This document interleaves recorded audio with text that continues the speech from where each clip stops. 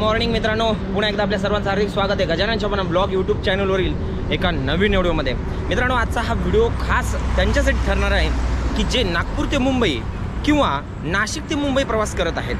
आपल्याला जर या म्हणजे दोन्ही महामार्गाच्या दरम्यान प्रवास करायचा असेल तर त्याला आपण खास म्हणजे फोकस करतो ते समृद्धी महामार्गावरतीच। परंतु मित्रांनो, आज मी या व्हिडिओमध्ये तुम्हाला सांगणार आहे की समृद्धी महामार्गाला सुद्धा उत्तम असा पर्याय म्हणून एक महामार्ग निर्माण झालेला आहे आणि त्यावरून जर तुम्ही प्रवास केलाच तर बऱ्याच गोष्टीची बचत तुमची होणार आहे।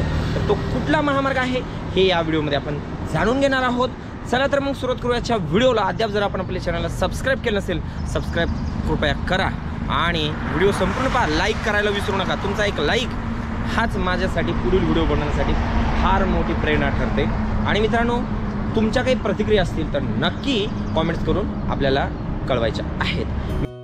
मुंबई महाराष्ट्राच्या राजधानीचे शहर, जे सद्यस्थितीत झपाट्याने विस्तार व विकास पावणारे शहर, ज्याला देशातील अनेक महानगरे विविध महामार्गांनी जोडल्या जात आहेत। त्यातील महत्त्वाचे शहर म्हणजेच महाराष्ट्राची उपराजधानी नागपूरशी मुंबईला वेगवान जोडणी करण्यासाठी समृद्धी महामार्ग निर्मितीचे काम पूर्ण झाले असून गेली कित्येक दिवसापासून आपण या महामार्गाने प्रवास करण्यासाठी आतुर आहोत। परंतु एका चित्रपटाच्या डायलॉग प्रमाणे त्याप्रमाणे मुहूर्तही सापडत नाही आणि म्हणूनच ठाणे ते इगतपुरी पर्यंत समृद्धी महामार्गाला उत्तम पर्याय म्हणून मुंबई नाशिक हायवेकडे पाहिले जाते। या हायवेच्या नूतनीकरणाचे काम वेगाने सुरू आहे। भिवंडी शहराबाहेरील माजीवाडा ते वडपेपर्यंत एकूण 23.5 किलोमीटर रस्त्याचे 4 लेन वरून 8 मुख्य लेन व 4 सर्व्हिस लेन असा हा 12 लेन पर्यंत कॉन्क्रीट रोड विस्तार HAM म्हणजेच हायब्रिड ॲन्युइटी मॉडेल अंतर्गत होत आहे। या प्रकल्पाचा एकूण अंदाजे खर्च 1182 कोटी रुपये एवढा असून 23.5 किलोमीटरचा हा प्रकल्प 2025 अखेरपर्यंत पूर्ण होण्याचे उद्दिष्ट MSRDCने पुढे ठेवले आहे। आणि वडपेपासून पुढे या महामार्गाचे 4 लेन बिटुमिनचे नूतनीकरणाचे काम जवळपास पूर्ण झाले आहे। विशेष म्हणजे या महामार्गादरम्यान येणारे गाव पाडे या ठिकाणी सुद्धा पुलाचे काम नव्याने होत आहे, त्यामुळे प्रवासात येणारा व्यत्यय आता राहणार नाही। या महामार्गावर सर्वात महत्त्वाचा टप्पा म्हणजेच कसारा घाट आणि हा घाट नाशिक व ठाणे जिल्ह्याला जोडणारा महत्त्वाचा दुवा ठरतो। या घाटामध्ये महामार्गाच्या दोन्ही बाजू विभक्त झालेल्या आहेत। ही साईड म्हणजेच इगतपुरीवरून ठाणेकडे जाणारी साईड आहे। या साईडवरती देखील 2 लेनचे व शोल्डर लेनचे काम पूर्ण झालेले आहे। तसेच आता आपण ठाणे ते इगतपुरी असा प्रवास करणार आहोत।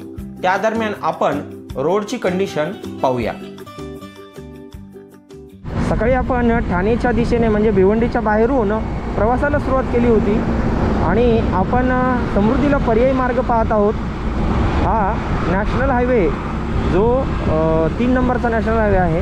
विशेष म्हणजे हा मुंबई आग्रा हायवे, त्याचबरोबर मुंबई नाशिक हायवे हा व्यस्त हायवे म्हणून ओळखला जातो। आणि आता आपण प्रवास करत करत इगतपुरीच्या दिशेने प्रवास करत आहोत आणि आता येऊन पोचलेलो आहोत आता कसारा घाटाच्या पायथ्याला। आता कसारा घाट आपल्याला सैर करायचा आहे, चढायचा आहे। मित्रांनो, तुम्हाला सांगत आहे की या महामार्गाने तुम्ही प्रवास निश्चितच करू शकता, कारण की या महामार्गाचा जे 4 लेनचा हा महामार्ग आहे तर याचं काम नूतनीकरणाचं काम जवळजवळ पूर्ण झालेलं आहे आणि सुसाट वाहतूक आपल्याला या महामार्गावरून प्रवास करत असताना पाहायला मिळेल।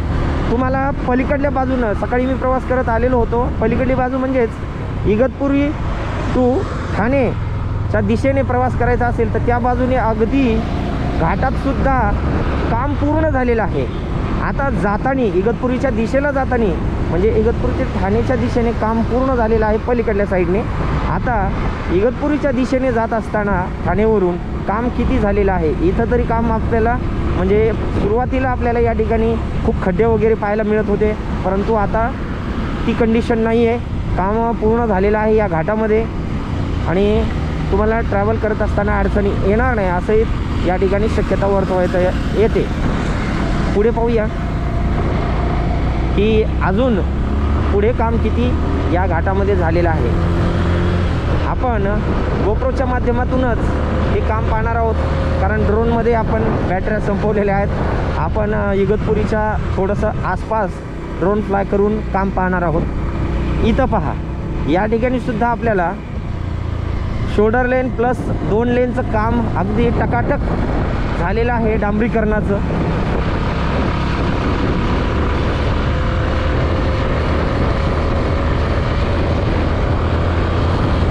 मित्रांनो, मागच्या वेळेस आपण घाटामधून प्रवास करत असताना रस्ता खूपच खराब होता.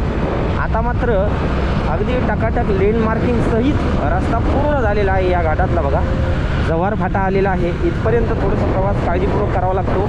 जव्हार फाट्यापर्यंत नूतनीकरणाचं कार्य पूर्ण झालेलं आहे आणि इथून पुढे हे सुद्धा काम पूर्ण झालेलं आहे. पहा, यस, लेन मार्किंगपर्यंत काम आणि साईडला जे आपल्याला सुरुवातीला हे भिंत वगैरे जे होती तिथे खचलेली होती, साईडला जी प्रोटेक्शन वॉल, आता याचं नूतनीकरण झालेलं दिसत आहे का. तर मित्रांनो, मोठ्या वाहनांसाठी हा घाट रस्ता थोडासा धोकादायक असतो आणि त्यांच्यासाठी समृद्धी महामार्ग बेस्ट पर्याय राहील, कारण मोठमोठी अवजड वाहनं घाट रस्ता चढणं खूप म्हणजे अवघड काम आहे, चिकिरीचं काम आहे. परंतु जे छोटी व्हेकल्स आहेत, कार वगैरे, तर यांच्यासाठी हा महामार्ग म्हणजे घाटाचा रस्ता खूपच उत्तम पर्याय राहू शकतो. पावसाळ्यात तर या घाटाने प्रवास करत असताना मजा तर ती वेगळीच राहणार आहे आणि नक्कीच तुम्हाला समृद्धीने प्रवास करत असताना जो फील या घाटातून प्रवास करण्याचा मिळणार आहे तो अजिबात मिळणार नाही. तो फील तुम्हाला या घाटातून पावसाळ्यात प्रवास करत असताना, पाऊस सुरू असताना प्रवास करतानाचा जो आनंद आहे तो शब्दात वर्णन नाही होऊ शकत. प्रवास त्याला करावाच लागेल आणि त्यावेळेस निश्चितच या घाटातून प्रवास केल्यानंतर तुम्हाला तो अनुभव मिळेल. त्यामुळे जाऊ द्या, समृद्धी महामार्गाने प्रवास करायचा असेल त्याला करू द्या. पावसाळ्यात तुम्ही या घाटातून प्रवास करण्याचा आनंद घ्या. तेवढंच आपल्याला काळजीपूर्वकही प्रवास करावा लागेल, कारण की दरड कोसळण्याची जास्त शक्यता असते घाटामध्ये, परंतु रस्ता मात्र तेवढा टकाटक झालेला आहे.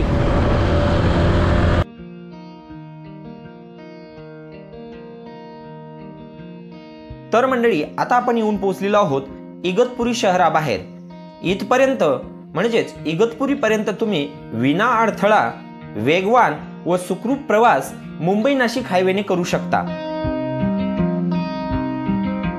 हा अंडरपास किंवा हा पूल मुंबई नाशिक हायवेवरती इगतपुरी इंटरचेंजकडे जाण्याकरिता बनवण्यात आला आहे आणि ह्याचे काम देखील पूर्ण झालेले आहे.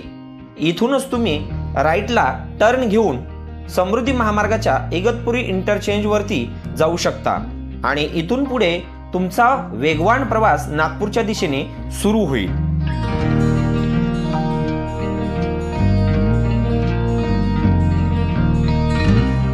इथून पुढे या मुंबई नाशिक हायवेचे काम जवळपास पूर्ण झाले आहे, परंतु ज्या ठिकाणी नव्याने अंडरपास निर्मिती होत आहे त्या ठिकाणीच काही अंडरपासचे काम प्रगतीपथावर आहे.